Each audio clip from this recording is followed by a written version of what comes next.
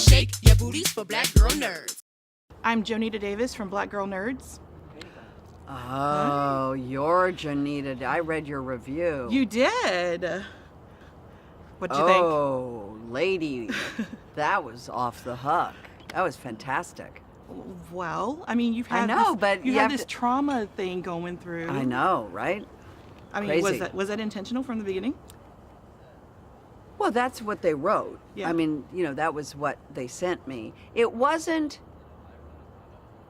It was there, but then as soon as I arrived and we really started to explore it a lot more, we really started to ask practical questions. I'm a practical person. I'm like, ask any of my people.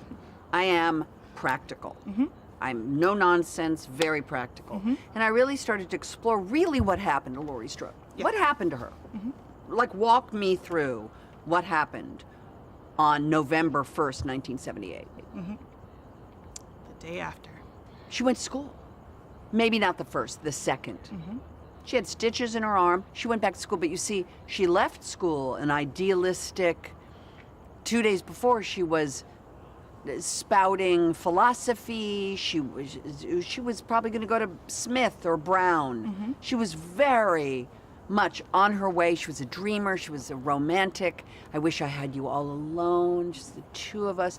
And then 2 days later, she went back to school. She was a freak. She was this survivor but nobody would talk to her because what do you say? Nobody knew what to say then. Now, of course, we have grief counselors and we would know how to help her explore it. There was none of that. And so as soon as we started to really understand what happened to Laurie Strode, I started to feel everything. Because Laurie Strode is just one giant feeling. Yes. Yeah. And that's what happened. So when I got there, I think at first she was a little stronger. And then as the movie progressed, the feelings started to really overtake me. Oh, you can see the scene that struck me was the first scene that they were all together as a family, and she broke down. But she wanted to pull it together. But remember where she had just been. She had just seen him leave. And of course, all these scenes were longer when we shot them. Of course. And David very judiciously just takes what you need to get the story going. And you don't have to wallow in her grief. No, yeah, I like that. Yeah. But you feel it. And see, that's beautiful because then you're a human. She's a human. Yes. She's not an android. She's not some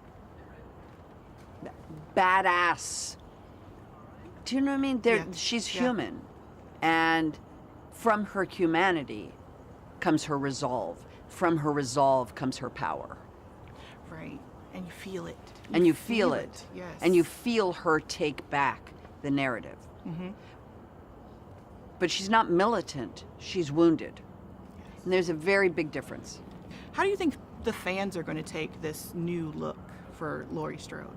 I mean, she was our badass for so many years, and now she's different. I think from my experience already, people have embraced the truth about trauma. It's a movie about trauma. It's a movie about post-traumatic stress.